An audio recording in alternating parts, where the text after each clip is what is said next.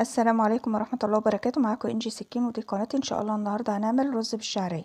هنا معايا حلة بدأت سخنتها وضفت لها حوالي معلقتين كبار من الزيت ومعلقة كبيرة من السمنة، ومعايا كوباية من الشعرية هبدأ ان انا احمرها.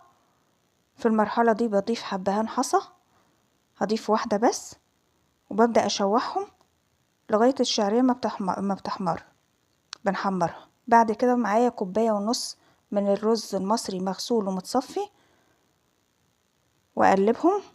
بعد كده بضيف لها ميه مغليه وملح وربع معلقه صغيره من الفلفل الاسود. طبعا كوبايه الرز المصري بتاخد حوالي كوبايه لكوبايه وربع من الميه. هنا انا معايرتش الميه لان بعمل منسوب الميه اعلى ب1 سنتي من الرز، ولو احتاج بعد كده بسيط من الميه بزود.